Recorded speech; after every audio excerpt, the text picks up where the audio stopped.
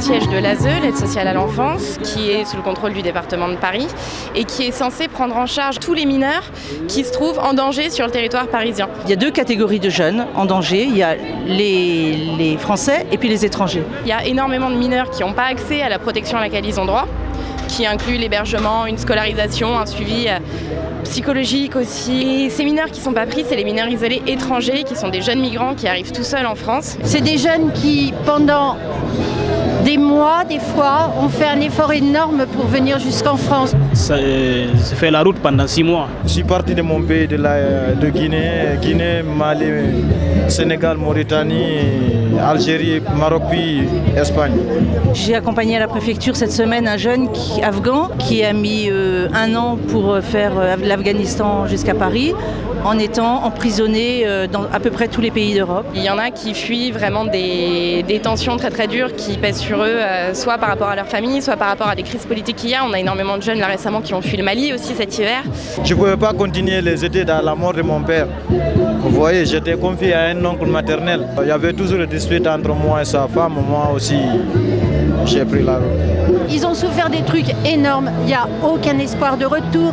Il faut bien qu'ils s'intègrent ici. Certains n'ont pas de documents d'acte de naissance. Il y a la PAOMI qui est supposée faire plus ou moins le tri entre ceux qui sont majeurs et ceux qui ne sont pas. C'est sur entretien. Ils m'ont demandé mes papiers, je les ai donnés. Ils m'ont dit qu'ils ne croient pas à mes papiers. On leur fait des tests osseux. Tous les médecins disent que les tests osseux, c'est bidon. Maintenant, ils ont dit qu'ils vont m'envoyer à l'hôpital. Ils m'ont dit qu'ils m'ont fait les tests osseux, qu'à peu près j'ai 19 ans. Donc on ne reconnaît pas leur minorité. Malgré les preuves que j'avais, on ne m'a pas pris en charge. Jusqu'à présent, ils ne m'ont rien répondu. Donc pendant 4 mois, je suis dans la rue. Mineurs étrangers en danger dans la rue. Mineurs étrangers en danger dans la rue. Là, ce que l'ASE est en train de faire, en fait, c'est une énorme fabrique de sans-papiers. Parce qu'un mineur isolé, si pendant sa minorité, il n'a pas besoin de titre de séjour, une fois qu'il arrive à ses 18 ans, il est obligé de régulariser sa situation. Ce jeune-là, il faut pour sa régularisation qu'il ait, avant ses 19 ans, 6 mois de formation professionnelle. Je tiens beaucoup aux études.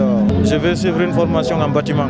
Depuis que j'ai demandé l'aide pour continuer mes études et mes formations, ils sont en train de me donner rendez-vous, va comme ça. Pendant les 4 mois là, jusqu'à présent, ils sont en train de me donner rendez-vous. Il y en a qui voudraient être scolarisés, qui ne peuvent pas l'être, alors qu'ils ont 16 ans, 17 ans, parce que l'ASE se débrouille pour qu'à 18 ans, ils ne soient pas scolarisés pour pouvoir les mettre dehors tranquillement. S'ils vont à l'école, ils sont hyper travailleurs.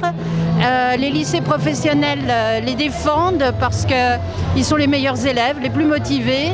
Heureusement, à travers l'association LADGI, ils ont réussi à me scolariser sur le lycée Gaston Bachelard. J'ai fait une formation de la chaudronnerie.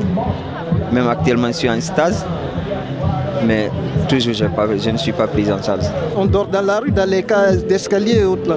Le matin, on va au lycée, ouais. On peut passer une journée sans manger. Tu pars à manger dans des structures, on te demande les papiers. Tu présentes ton acte de naissance, ton extrait d'acte de naissance, on te dit qu'on ne prend pas les mineurs. Tu appelles aussi le 115, on te dit qu'on ne prend pas les mineurs. Et pourtant, l'ASE aussi refuse de te prendre en charge. Quand on dort dehors toutes les nuits, j'en ai vu qui dormaient dehors quand il y avait de la neige, on ne sait jamais.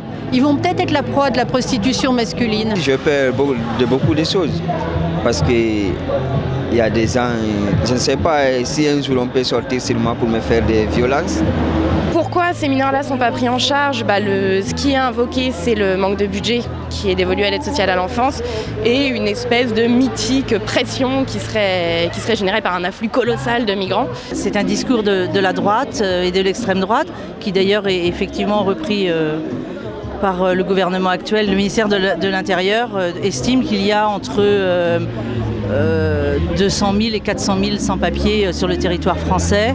Ce chiffre ne varie jamais. À l'ADGI, on a ouvert 300 dossiers depuis septembre. Il y en a plus, il y en a qui ne sont pas passés à l'ADGI, ça c'est sûr. On est parti du pays donc, à la recherche du bien-être. Donc il faut dire comme ça, il faut supporter. On espère un jour que ça va changer.